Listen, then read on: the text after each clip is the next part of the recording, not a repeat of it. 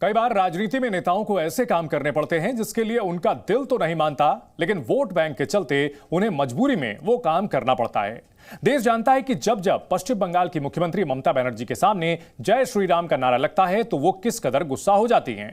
इसी साल राम मंदिर की प्राण प्रतिष्ठा को ममता बनर्जी ने ड्रामा तक कह दिया था।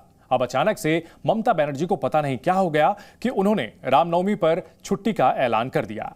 इस बार पश्चिम बंगाल में रामनवमी पर सरकारी छुट्टी होगी। यह पहली बार है जब पश्चिम बंगाल में रामनवमी पर सरकारी छुट्टी का ऐलान किया गया। अभी तक बंगाल में दुर्गा पूजा, काली पूजा और सरस्वती पूजा के लिए सरकारी छुट्टी होती थी।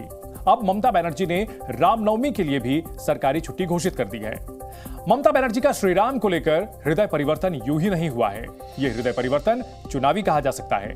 ऐसा हम इसलिए कह रहे हैं क्योंकि राम मंदिर की प्राण प्रतिष्ठा के बाद से माहौल राममय है और बीजेपी के पक्ष में है, और इस चक्कर में कहीं दीदी के हाथों से कुछ सीटें फिसल ना जाए, इसलिए उन्होंने रामनवमी वाला दांव चला है।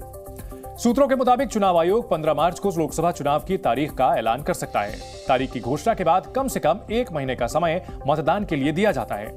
यानी अगर 15 मार्च को चुनाव का ऐलान होता भी है तो 15 अप्रैल के बाद पहले चरण की वोटिंग हो सकती है और 17 अप्रैल को रामनवमी है। ऐसे में पूरी संभावना है कि पहले चरण की वोटिंग रामनवमी के आसपास ही हो, यानी रामनवमी को लेकर जहां पूरे देश में भगवान राम की जय जयकार होगी और इसी राम लहर के बीच लोग पहले चरण के लिए वोट भी करेंगे। और हो सकता है कि बंगाल में भी पहले चरण की वोटिंग हो। तो सवाल है कि क्या नुकसान से बचने की खातिर ही ममता बनर्जी को रामनवमी पर इस मामले में छुट्टी का ऐलान करना पड़ा। श्री राम नारा लगाते ही अंदर डालते थे, अरेस्ट करते थे, तो रामनवमी के ऊपर उस त्योहार को हॉलिडे घोषित करना कितना प्रेशर में ममता दीदी है, इस अत्यंत सहज रूप से हम सबको समझना चाहिए। तो बीजेपी ममता बनर्जी पर जो आरोप लगा रही है वो यूं ही नहीं है। रामनवमी पर दीदी का हृदय परिवर्तन समझना है तो 1 साल पीछे जाना होगा। पिछले साल रामनवमी से ठीक पहले ममता बनर्जी ने राम भक्तों को एक धमकी दी थी। वो धमकी क्या थी, एक बार ममता बनर्जी को सुनिए। आमी रामनवमीर मिছিল আটকাবো না, কিন্তু মনে রাখো মিছিল আমরাও করবে, তোমরাও করবে। রমজান মাসও চলছে, রোজার মাসও চলছে। একটা মুসলিম এরিয়ায় গিয়ে হামলা করলে মনে রেখো তার বিরুদ্ধে আইনত পদক্ষেপ নেবে। আমি রামনবমীর মিছিল আটকাবো না, কিন্তু মনে রাখো মিছিল আমরাও করবে, তোমরাও করবে। রমজান মাসও চলছে, রোজার মাসও চলছে। একটা মুসলিম এরিয়ায় গিয়ে হামলা করলে মনে রেখো তার বিরুদ্ধে আইনত পদক্ষেপ নেবে। ममता बनर्जी को अगर आपने ध्यान से सुना होगा तो उन्होंने कहा कि उन्हें रामनवमी से कोई दिक्कत नहीं है। इसके साथ ही ममता बनर्जी ने राम भक्तों को इशारों ही इशारों में हिंसा फैलाने वाला करार दे दिया था। मतलब ममता बनर्जी ने शुरुआत में ही मान लिया कि हिंसा तो राम भक्त ही फैलाते हैं। पिछले साल तो ममता बनर्जी ने रामनवमी के दौरान हुई हिंसा पर जुलूस निकालने वालों को दंगाई तक कह दिया था। এটা কি ধর্ম বন্ধু? যে ধর্মে গুন্ডামি আছে তাকে আমি ধর্ম বলে মনে করি না। হিন্দু ধর্মের বদনাম করছে এরা, মনে রাখবেন। যে ধর্ম বন্দুকধারী বক ধার্মিক, যারা বন্দুকধারী বক ধার্মিকেরা বন্দুক ধরে মানুষের রক্ত নিচ্ছে, ঘর জ্বালিয়ে দিচ্ছে, এরা হিন্দুও নয়, এরা মুসলমানও নয়, এরা শিখও নয়, এরা খ্রিস্টানও নয়, এরা আদিবাসীও নয়, এরা তপশিলীও নয়, এরা ওবিসিও নয়, এরা হচ্ছে বিজেপির গুন্ডা, বড় গুন্ডা। मुख्यमंत्री ममता बनर्जी को राम नाम से किस कदर चिढ़ थी कि वो जय श्री राम सुनते ही भड़क जाती थी। पिछले लोकसभा चुनाव प्रचार के दौरान ममता बनर्जी पश्चिमी मिदनापुर में कार से जा रही थी। तभी रास्ते में आम लोगों ने जय श्री राम के नारे लगाने शुरू कर दिए और फिर ममता बनर्जी ने कार से उतरकर उन लोगों को कड़ी फटकार लगाई और सबक सिखाने तक की धमकी दी। अब 5 साल बाद श्री राम को लेकर ममता बनर्जी की सोच में ऐसा लगता है बदलाव आ गया।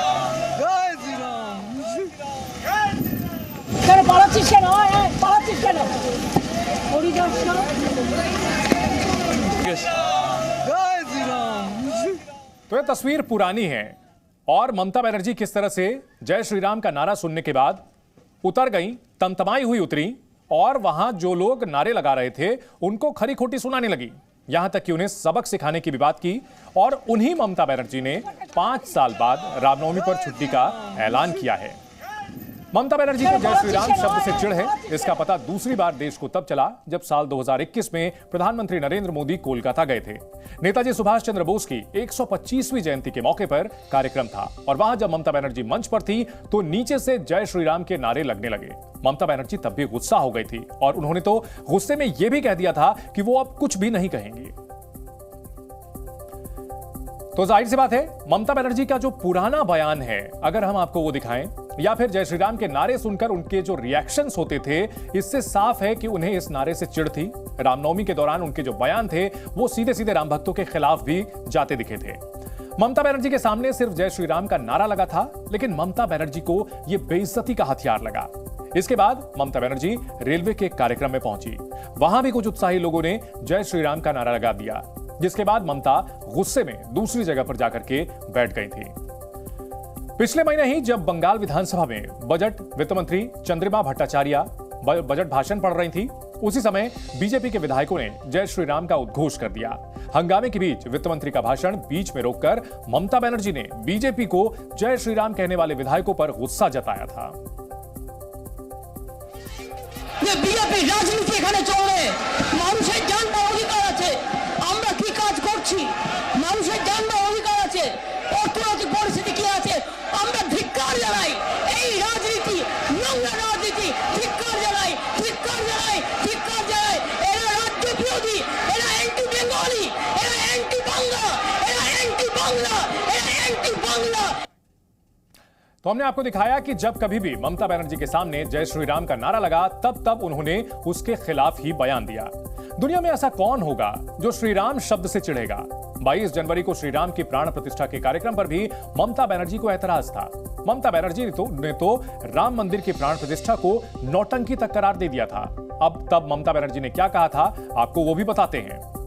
तब ममता बनर्जी ने कहा था, मैं उन उत्सवों में विश्वास करती हूं जो सभी समुदायों के लोगों को साथ लेकर चलते हैं और एकता की बात करते हैं। बीजेपी इसे यानी राम मंदिर के उद्घाटन को अदालत के निर्देश के तहत कर रही है, लेकिन लोकसभा चुनाव से पहले इसे नौटंकी के तौर पर कर रही है।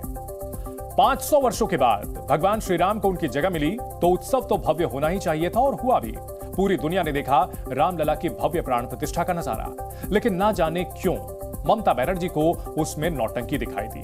खैर, ममता बनर्जी का श्री राम पर अचानक से हृदय परिवर्तन अच्छी बात है, लेकिन यह परिवर्तन क्या सिर्फ चुनावी है? आपको ग्राफिक्स के जरिए बताते हैं कि क्यों इसे चुनावी कहा जा रहा है। साल 2019 में जो ममता बनर्जी जय श्री राम के नाम पर भड़क गई थी, 2024 लोकसभा चुनाव के ऐलान से पहले उन्होंने रामनवमी पर छुट्टी का ही ऐलान कर दिया है। तो जाहिर सी बात है, ममता बनर्जी का गुस्सा जो कि सिर्फ जय श्री राम के नारे से ही चिढ़ नहीं था, बल्कि उन्हें भगवा रंग से भी सख्त ऐतराज रहा है। पिछले साल जब देश में क्रिकेट वर्ल्ड कप चल रहा था तो ममता बनर्जी ने टीम इंडिया की प्रैक्टिस जर्सी के रंग पर ऐतराज जताया था। ममता ने बीजेपी का नाम लिए बगैर कहा कि जर्सी का भगवा रंग उनका एजेंडा है। ममता बनर्जी यही नहीं रुकी, उन्होंने यहां तक कह दिया कि मेट्रो स्टेशन की पेंटिंग तक को भगवा कर दिया गया है, यह बिल्कुल भी कबूल नहीं है। सब गेरुआ बना दिया। We are proud of your Indian players, and I believe they will be the champion of the World Cup champion. उसको भी और गेरुआ बना दिया। उसको ड्रेस जब प्रैक्टिस करते हैं गेरुआ बना दिया। वो लोग तो लड़के नील पढ़ के पढ़ता है। सोचिए ममता बनर्जी की कैसी राजनीति है। जब कभी जय श्री राम का नारा लगेगा तो उनको ऐतराज होगा, कहीं भगवा दिख जाएगा तब उन्हें गुस्सा आ जाएगा। ऐसे में ममता बनर्जी का रामनवमी पर सरकारी छुट्टी का ऐलान करना कहीं चुनावी स्टंट तो नहीं है, ये जनता को तय करना है।